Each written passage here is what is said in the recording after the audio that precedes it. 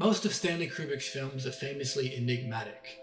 For years now, fans and critics have been analysing and theorising about every aspect of his films, from larger thematic concepts such as what is the true hidden meaning behind his films, to interpreting costume and set design choices he made as meticulously placed clues and confessions about how he actually helped fake the moon landing.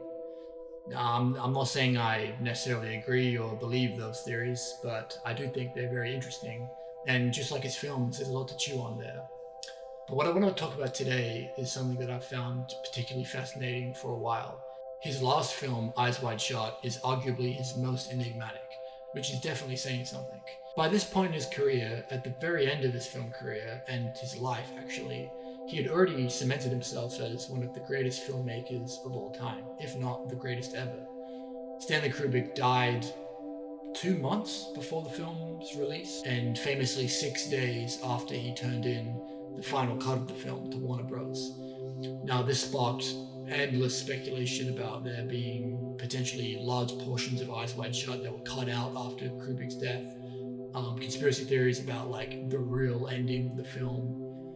Tarantino's co-writer Roger Avary recently said he thought that Eyes Wide Shut was altered after Kubrick's death. I say all that to say, meanwhile, I think a lesser known fact, or at least a lesser spoken about fact, is that there's actually an original ending to The Shining that was in the film all throughout post-production and actually included in the opening screenings of the film. It wasn't until, I think, after the opening weekend of The Shining that Kubrick decided to cut the ending of the film. And since then, no one has seen the ending. He burned all evidence of it. The only thing that's left is the script and like a few frames of the ending. It kind of plays like an epilogue where Wendy and Danny, after escaping the Overlook Hotel, are in hospital and the hotel manager comes to visit them. He dismisses like any supernatural events of the film, saying that Wendy just imagined them, and even says that Wendy should stop thinking about them. He then invites Wendy and Danny to come stay with him at his house in LA, and then throws a ball to Danny and leaves. To me at least, is kind of potentially implying that he's in on it and that Wendy and Danny are still in danger.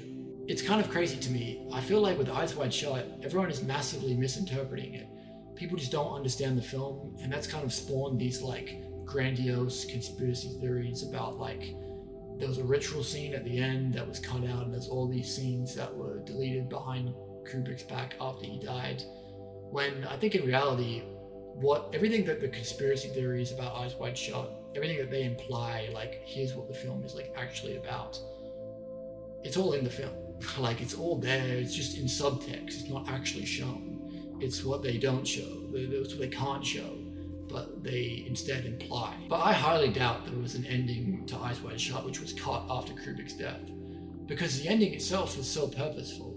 If you actually read into that scene, the conversation between Tom Cruise and Nicole Kidman, it's such a deliberate and terrifying conclusion to the film. Not only what's said, but a lot of the visual motifs as well. Some people have pointed out that one of the last shots of the film, the last time we see the daughter in the film, it looks like she's being ushered away by 2 men dressed in black.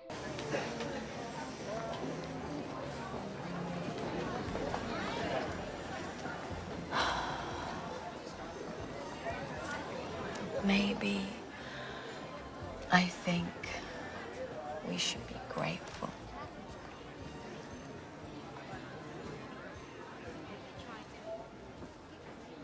Grateful that we've managed to survive through all of our adventures, whether they were real or only a dream.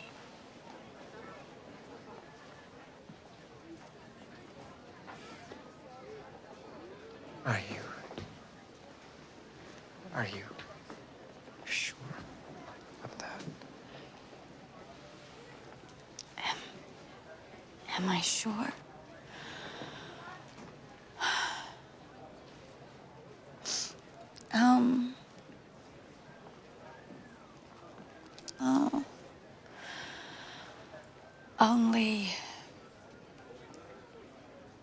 Only as sure as I am that the reality of one night, let alone that of a whole lifetime, can ever be the whole truth.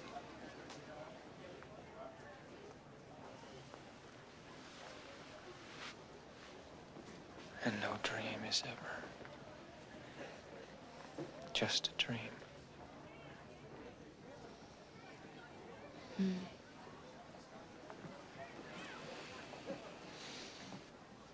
The important thing is